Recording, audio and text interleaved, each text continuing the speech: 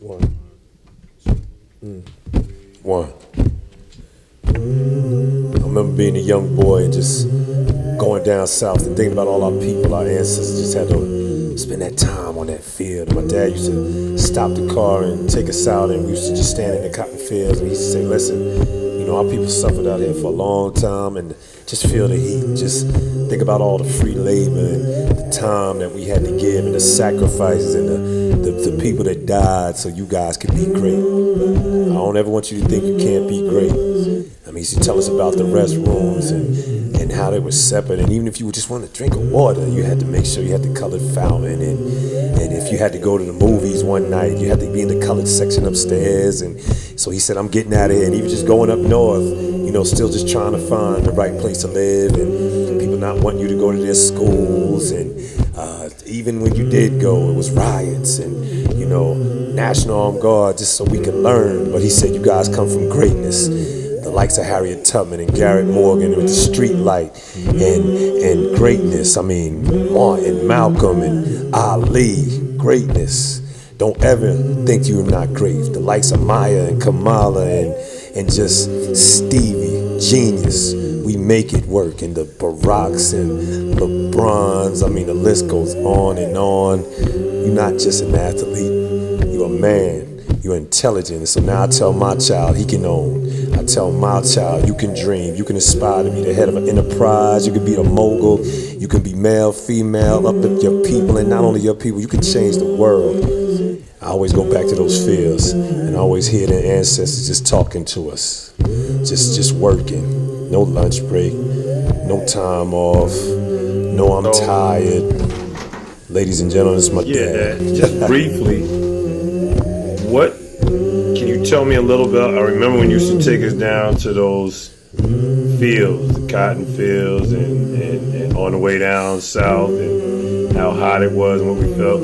Tell us a little bit about that, growing up and having to work there and grandma. Well, I thought it was just a way of life. Describe a little bit about what it felt like.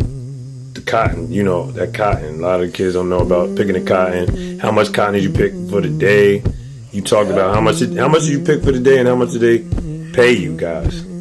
I think I picked 300 one time, but I couldn't do it much. 300 what? My mother used to do it, pick 300 and 400 pounds of cotton a day. Oh, grandma, she just picked 300.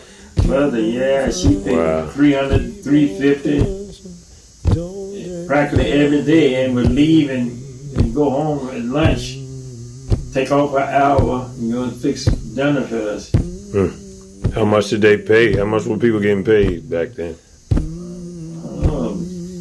Would you believe it?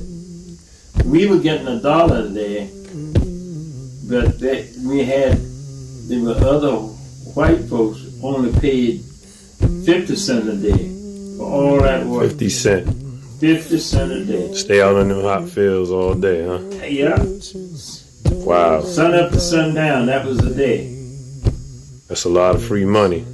Then you come after you were plowing, you come home sundown, you still gotta feed your animals, you gotta get corn and stuff ready for them to put them in the next day and all that.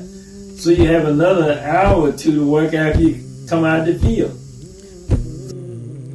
The ancestors say, keep on fighting, keep on pushing, don't let me die in vain. Listen to what the ancestors are saying. Listen to what the ancestors are saying. Listen to what the ancestors are saying. Keep on fighting, keep on pushing, don't let me die in vain.